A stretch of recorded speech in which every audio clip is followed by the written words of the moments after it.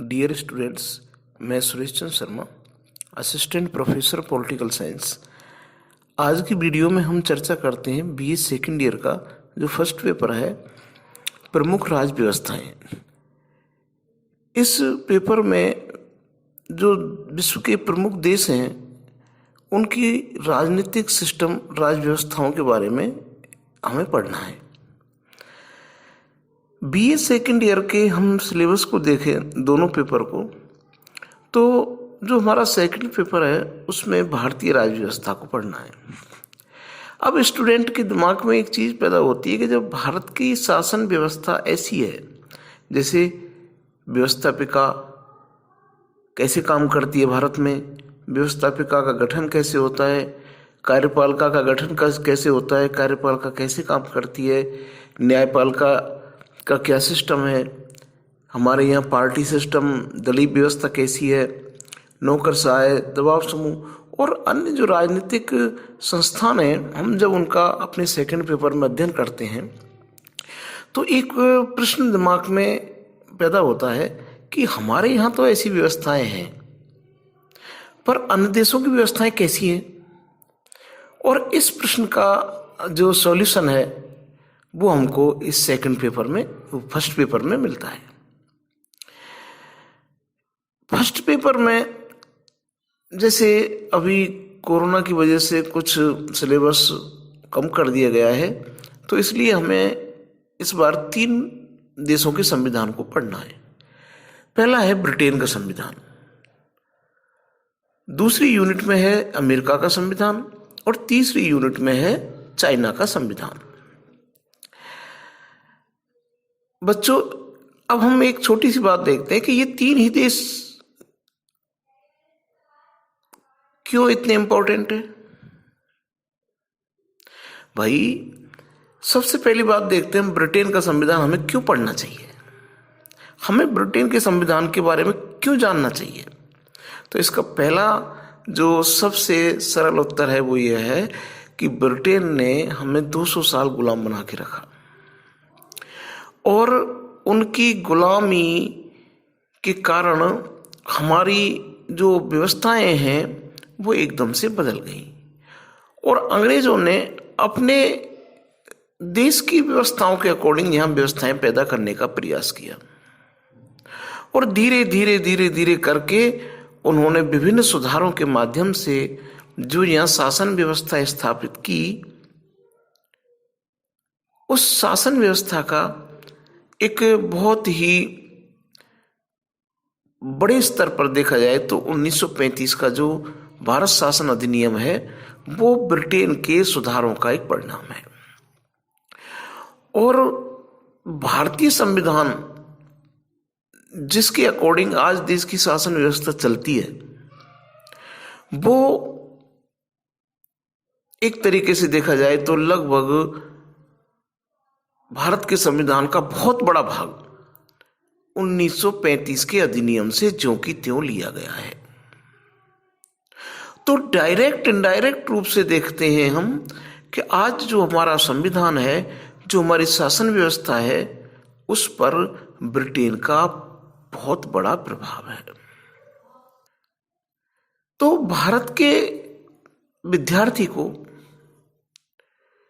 Britain की शासन व्यवस्था के बारे में जानने की रुचि स्वतः ही पैदा हो जाती है। इसलिए बीए सेकेंड ईयर के स्टूडेंट को ब्रिटेन के संविधान की जो कुछ मोटी मोटी जो बातें हैं उनको बड़ी ही गंभीरता से पढ़ना चाहिए और उनकी तुलना हमारे देश के संविधान के अकॉर्डिंग जो संस्थान हैं, हमारे जो संस्थान हैं जैसे कार्यपालिका भारत की और ब्रिटेन की कार्यपालिका, दोनों में तुलना करके हमें देखना चाहिए। व्यवस्थापिका, न्यायपालिका, इस प्रकार हमें ब्रिटेन के संविधान को पढ़ते हुए भारत के संविधान से तुलना करते हुए हमारे दिमाग में एक ब्रॉड कंसेप्ट पैदा हो जाएगा। इसी प्रकार हम अपनी सेकेंड यूनिट में देखते हैं अमेरिका का संविधान। तो अमेरिका के संविधान की क्या जरूरत पड़ गई भैया? भाई अमेरिका के संविधान की जरूरत इसलिए पड़ गई कि एक राजनीति विज्ञान के स्टूडेंट को अमेरिका का संविधान की कुछ बातें तो आनी चाहिए, क्योंकि अमेरिका विश्व का सबसे प्राचीन लोकतंत्र है। अमेरिका में जो लोकतांत्रिक व्यवस्था है, जो संस्था है उसके, वो संस्थाएं रोल मॉडल हैं। विश्व का पहला संविधान, लिखित संविधान अमेरिका का है। और आज अमेरिका एक बहुत बड़ी शक्ति है, संसार की सबसे बड़ी शक्ति है। तो ये उत्सुकता स्वतः ही पैदा हो जाती है कि आखिर अमेरिका को महाशक्ति बनाने में कौन कौन सी चीज़ों का योगदान रहा होगा, और उनमें उसकी व्यवस्था, शासन व्यवस्था का बहुत बड़ा योगदान है। तो हमें अमेरिका का संविधान भी पढ़ना है। अक्सर देखा होगा कि विभिन्न देशों के राष्ट्राध्यक्षों का चुनाव होता है, जो भी सिस्टम होता है, किसी को कोई रुचि नहीं होती। पर जब अमेरिका के राष्ट्रपति का चुनाव होता है तो भारत का पढ़ा लिखा और राजनीति विज्ञान से संबंधित व्यक्ति उसमें पूरी रुचि रखता है। हाँ, थोड़ी बहुत 11वीं 12वीं स्तर के बच्चे पर ही देखा जाए तो चाहे वो और किसी देश के राष्ट्राध्यक्ष का नाम जाने या नहीं जाने, पर अमेरिका के राष्ट्राध्यक्ष का नाम जरूर जानता है। तो इसका मतलब अमेरिका बहुत ही इम्पोर्टेंट है, और यदि वो इम्पोर्टेंट है तो फिर उसकी शासन व्यवस्था के बारे में जानना बहुत जरूरी हो जाता है। अब बात करते हैं चाइना की। चाइना हमारा एक पड़ोसी देश है, और चाइना में साम्यवादी व्यवस्था है। और साम्यवादी व्यवस्था है तो ये उत्सुकता होती है कि चाइना की साम्यवादी व्यवस्था कैसे काम करती है। लोकतांत्रिक व्यवस्था तो भारत में है, और ये भारत की लोकतांत्रिक व्यवस्था अमेरिका और ब्रिटेन की कई सारी चीज़ों में समरूपता रखती है, परंतु चाइना का जो सिस्टम है वो एकदम डिफरेंट है। चाइना ने जो ग्रोथ की है, जो उन्नति की है, उसमें उसकी शासन व्यवस्था का बहुत बड़ा योगदान रहा है। हमारे देश से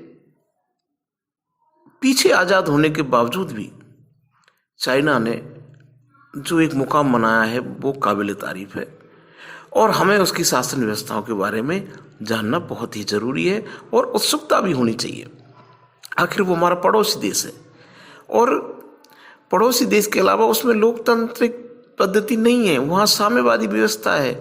तो एकदम एक प्रश्न उठता है दिमाग में कि साम्यवादी व्यवस्था कैसे काम करती है, वहाँ की कार्यपालिका, व्यवस्थापिका, न्यायपालिका और अन्य संस्थान कैसे काम करते हैं। इन सब चीज़ों को देखते हुए हमें चाइना के संविधान को भी पढ़ना चाहिए, और ये पेपर जो है ये हमें एक तुलनात्मक अध्ययन की अप्रोच देता है। तो अब हम आगे की वीडियोज़ में हम प्रयास करेंगे कि इन तीनों ही राज्य व्यवस्थाओं के बारे में गंभीरता से विचार किया जाए, गंभीरता से चर्चा की जाए। Thank you.